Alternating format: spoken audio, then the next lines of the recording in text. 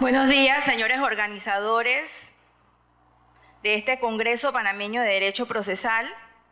En primer lugar, darles las gracias por tan gentil invitación que me hacen para tratar un tema que realmente es sumamente complejo, como lo es el alquiler de vientres, la inseminación artificial en un nuevo concepto de familia. Comentaba hace unos momentos que realmente este tema es muy, pero muy polémico, quizás uno de los más polémicos en los que nos podemos encontrar en este momento. Voy a tratar de ser lo más breve posible y lo más sintética posible con 20 minutos que se me han asignado. Sin embargo, también he de decir que este es un tema en donde primero tenemos que centrarnos, como bien ha dicho la expositora anterior, en el interés superior del niño, y para que entonces empiece mi ponencia, les solicito que pongan este principio siempre presente en sus mentes. Al abordar este estudio, este análisis, yo me empiezo a preguntar, entendiendo que ese es el sentir de los organizadores de este evento, que quieren ver cómo se va transformando el concepto de familia. Este tema de definir familia es bastante polémico, trae mucha discusión porque nos lo planteamos desde una posición tradicional. La intención nuestra no es plantearlo desde una posición tradicional, pero sí desde la posición tradicional hacer una serie de cuestionamientos. Por eso me pregunto si existe un concepto global de lo que es familia, cómo se entiende el derecho a procrear de las personas y cuáles son sus límites, qué problemas sociales están generando la aceptación de las técnicas, específicamente el de la maternidad subrogada o vientre de alquiler en la sociedad. El ser humano de manera individual o colectiva tiene el derecho de alterar el medio ambiente y la evolución de la naturaleza biológica. La utilización de las técnicas de reproducción humana entran o no en conflicto con otros derechos del ser humano, como la identidad humana, la identidad genética y el patrimonio genético. ¿Tienen las generaciones presentes el derecho a decidir qué derechos tendrán las personas nacidas bajo estas técnicas? Si nosotros hacemos un análisis de la conceptualización de familia, que puede ser muy extenso, y en la presentación ahí les he dado unas notas desde los estudios de Engels y demás, desde la familia Punalúa, su característica, pero concretando podemos decir que el concepto de familia no puede ser un concepto estático y es conceptualizado de acuerdo a un abordaje disciplinar, histórico, estructural y o cultural desde el que se plantea. Eso quiere decir que tenemos que entender que hay una aceptación de los diferentes tipos de familia que se puedan dar en la sociedad.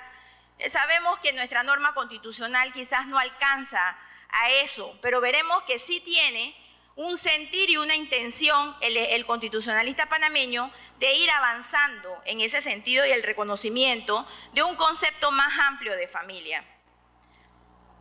Por eso es que nosotros no podemos perder de vista siempre en este enfoque de rigor que hay que hacer antes de cualquier análisis, en el planteamiento que siempre hago en cuanto a nuestra obligación con los tratados internacionales y los compromisos internacionales a través de la jurisprudencia que dicta la Corte Interamericana de los Derechos Humanos. Porque nuestro artículo 4 así lo mandata, y porque esto está aceptado ya desde vieja data por la Corte Suprema de Panamá en cuanto a reconocer a través del bloque de la constitucionalidad ese reconocimiento. Quiere decir entonces que nosotros tenemos que aceptar como Estado que hay una protección supranacional del concepto plural de familia. Hay un ideal también de la Constitución de salvaguardar a la familia como cédula básica de la sociedad. Eso implica el alto grado de responsabilidad social y respeto hacia los miembros componentes de la misma, aun cuando en la Constitución se diga que la base de la familia es el matrimonio. Tenemos que entender que la opinión de la Comisión Interamericana de Derechos Humanos es importante tenerla siempre presente. Se ha dicho que hay un derecho a contraer matrimonio y fundar una familia, y este está sujeto a las condiciones del derecho nacional, aunque las limitaciones por esta vía que se introducen no deben ser restrictivas, en tanto que se dificulte la propia esencia del derecho.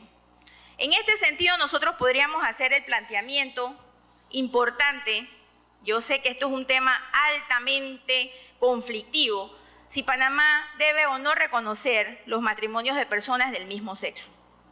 Y en ese sentido, esta ponencia no es que va enfocada, eso es tema de otra discusión, en donde entran en juego y en conflicto los derechos de la población adulta. Así que lo dejo ahí, vuelvo y repito, pensemos en la población más vulnerable, que son niños, niñas y adolescentes.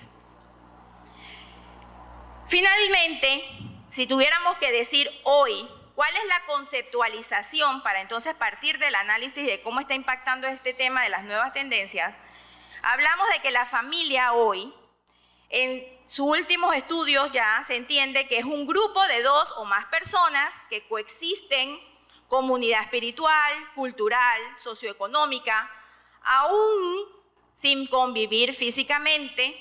Ahí están los padres separados, con niños separados que no conviven físicamente. De todas maneras hay una concepción de familia con toda mi familia, abuelos, tíos, etcétera. Ahí está, que comparten necesidades psicoemocionales, porque hay una necesidad psicosocial, psicoemocional por parte del individuo, y materiales, objetivos, intereses comunes de desarrollo. Y hablamos de diferentes aspectos cuya prioridad y dinámica permanecen al libre albedrío: psicológico, sociocultural, biológico, económico y legal. Lo que ha ocurrido es que nosotros, en el aspecto legal, no hemos considerado esa definición prejurídica amplia y nos hemos limitado a la regulación de la familia matrimonial. Y eso hace que tengamos muchos problemas que desde el planteamiento de cualquier reforma que se vaya a dar al sistema procesal de familia, en cuanto a lo ha planteado la postura anterior, estos principios, debemos partir de un problema serio que tiene la normativa nacional, que desde su concepción va excluyendo a esos otros tipos de familia de los que hemos estado hablando y que requiere una atención. Y bueno, ojalá tuviera yo más tiempo para hablar de un gran componente que es el tema del cuidado de los niños, el tema famoso de la guarda y crianza, de la reglamentación de visita, que Argentina muy bien está abordando un cambio hacia la no guarda compartida, entiendo, pero la capacidad parental que van a ejercer ambos. Ojalá en algún otro momento pudiéramos ver eso.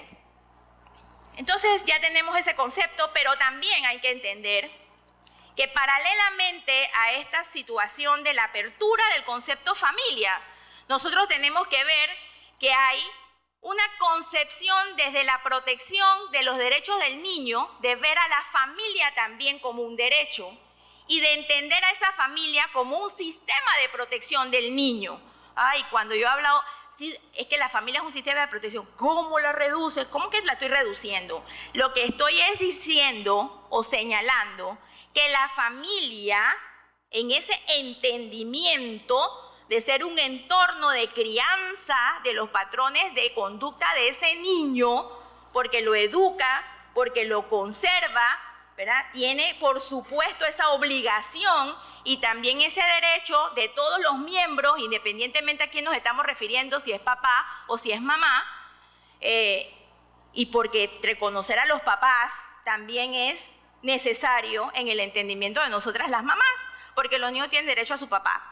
Entonces, si nosotros entendemos a la familia como un sistema de protección, y nos los mandata la Corte Interamericana también, y no solamente la Corte Interamericana, sino el sistema de protección universal de los derechos humanos, en este caso específicamente del niño.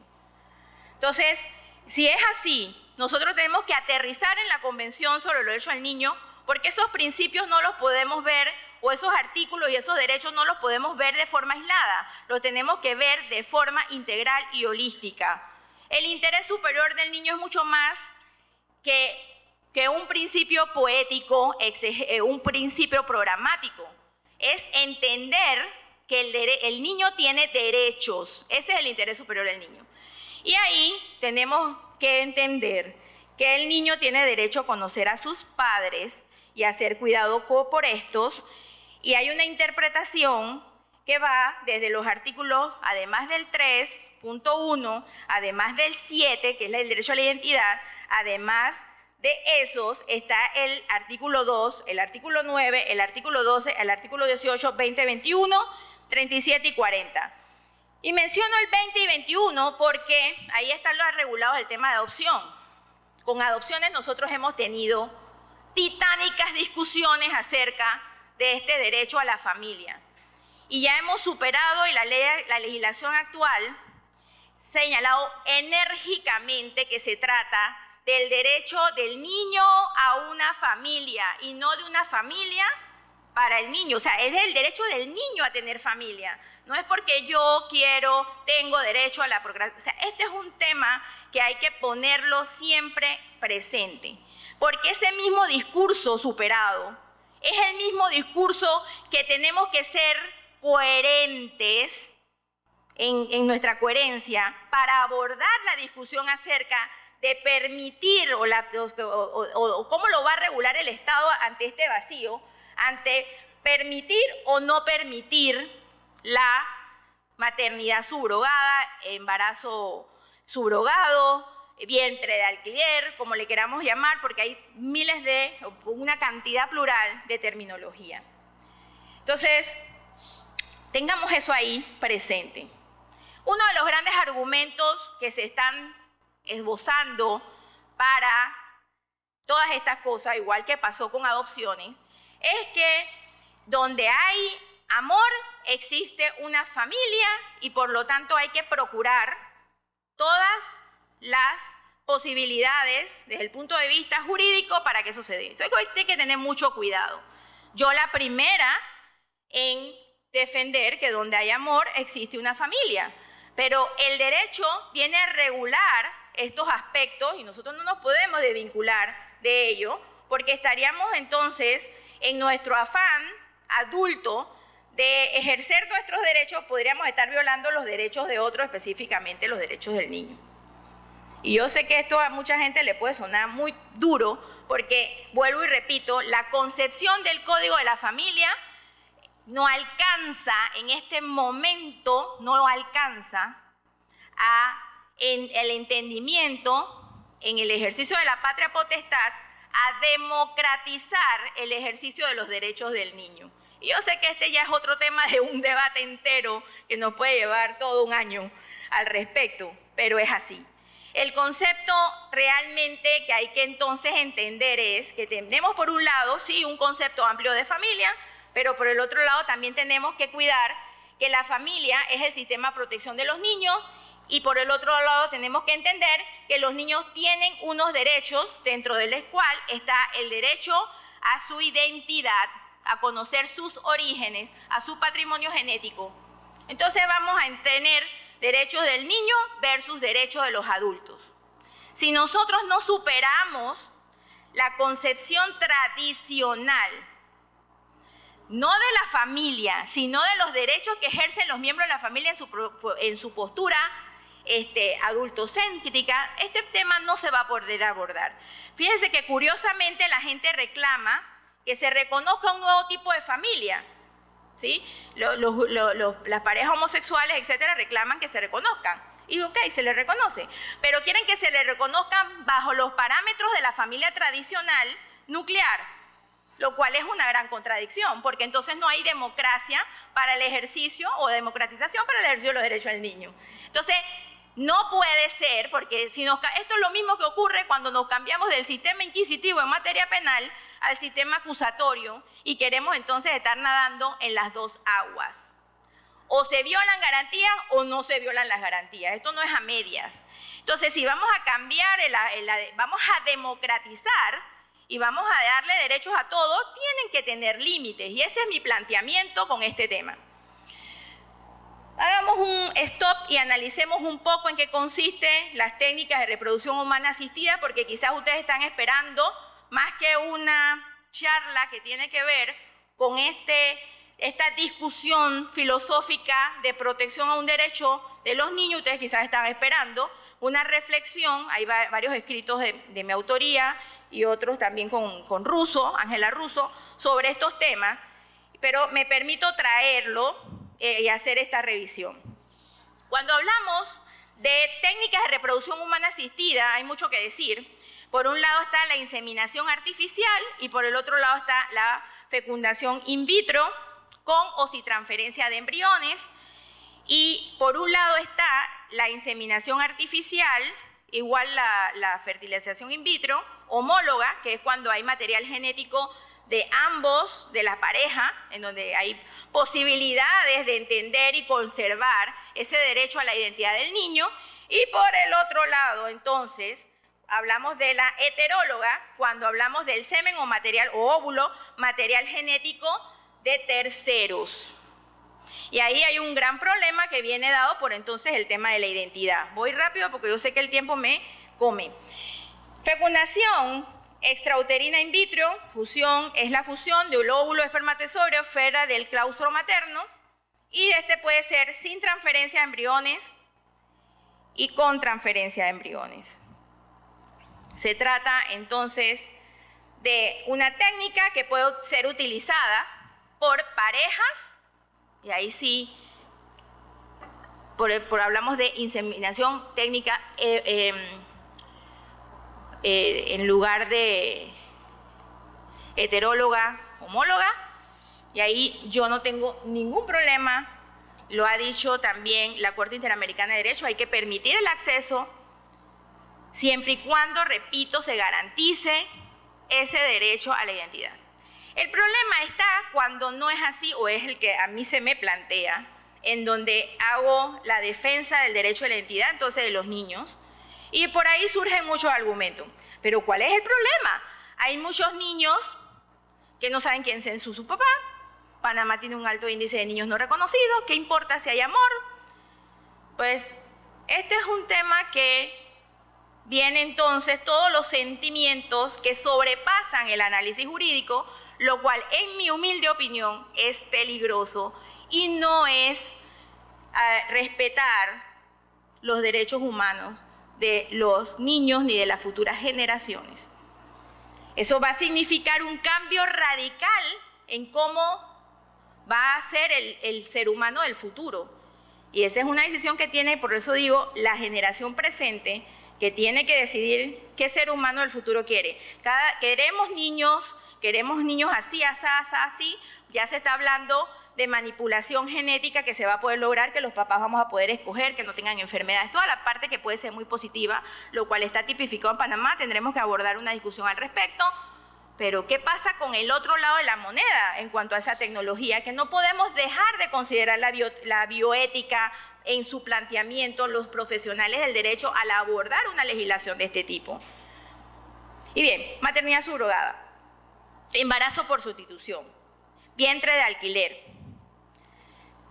Ahí la madre subrogada es una mujer fértil que conviene mediante contrato que se le insemine artificialmente con el semen de un hombre casado con otra mujer. Y aquí pues la definición que siempre pulula es que está casado con otra mujer, que va a gestar una criatura y dar la luz y procrearla. Una vez nacida la criatura, la madre de subrogada suplente renuncia a su custodia a favor del padre biológico y de la madre, que será futuramente legal, y por lo tanto entonces se configura la figura.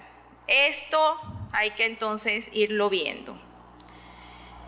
Estamos hablando que pudiéramos decir, oye, lo solucionamos, antes se decía, hace 15 años atrás, esto se soluciona con la adopción, porque como la legislación nacional tiene filiación consanguínea y filiación adoptiva, así lo solucionamos. No se puede, porque Panamá ha prohibido la adopción, que antes se llamaba, famosa mal llamada, adopción directa, y por lo tanto eso está prohibido porque viola los artículos 4 el artículo 4 del Código de la Familia. Los derechos de familia son indisponibles, son personalísimos, y por lo tanto no puede la madre, que es esto, disponer, y hay una presunción nacional en cuanto a la maternidad con relación al hecho del parto. Entonces, en ese sentido, nosotros tendríamos un problema si esto llegara a los tribunales, porque hasta donde yo sé, todavía no se han planteado esos casos, hasta donde yo sé, donde yo tengo conocimiento de maternidad subrogada y conflictos. No sé, yo no lo he visto, ¿verdad? Pero bueno, sin embargo, tengo una preocupación. Mi preocupación es que así como hay temas que se quedan en el debate nacional y temas que llegan al debate internacional ya en esa justicia supranacional o transnacional, estos temas del ejercicio de los derechos de las personas están llegando a la Corte Interamericana. Y hay un caso reciente de hace unos 2 o 3 años, que es el caso Artavia Murillo y otros, que es un caso que no es de maternidad subrogada, pero es de fertilización in vitro, es contra el Estado de Costa Rica, la sentencia es de 28 de noviembre del 2012, en donde, si bien se le reconocen derechos a las parejas que fueron víctimas de una situación en donde no se les permitió acceso a los servicios en materia de técnicas de reproducción humana asistida, porque Costa Rica lo prohibía, el fallo, que es bastante extenso, bastante complejo, sí deja abierto un tema en donde reconoce derechos y autonomía productiva, además del tema del acceso a los servicios de salud, la interpretación acerca del término de la concepción, que en este caso inicia con la implantación. También es un tema del que hemos debatido anteriormente y nos da una respuesta. No la comparto, pero ese es también otro tema de discusión. La protección del derecho a la vida. Sin embargo, entonces nos vemos del otro lado del puente, del otro lado del océano, cómo España reacciona frente a la maternidad subrogada, señalando que hay implícito una mercantilización de la gestión y la filiación. Se está con esto cosificando a la mujer gestante y al niño, se está permitiendo determinados intermediarios recursos de ello. Ya hay estudios relativos a la situación de la mujer en este aspecto, porque siempre van a ser expuestas las jóvenes que tienen una situación de pobreza. Y realmente yo comparto lo que señala el fallo de español, que ha sido también llevado al Tribunal Europeo, que la ciudadanía, se está creando un nuevo tipo de ciudadanía censitaria, en el sentido de que solamente aquellos que responden de los recursos van a poder accesar a eso, y entre ellos los que son las parejas homosexuales de uno y otro, porque más que todos los varones homosexuales que requieren de un vientre para poder entonces satisfacer ese derecho a la procreación. En este sentido, y como el tiempo se me ha agotado, mi conclusión es que las técnicas de reproducción humana que utilicen material genético de terceros, así como la maternidad subrogada, violan los derechos humanos de los niños, a su derecho a la identidad, a su derecho a tener papá y mamá, y viola entonces todos los artículos de la Convención de los Derechos del Niño, porque la familia que está siendo concebida para él, pues no se le está respetando.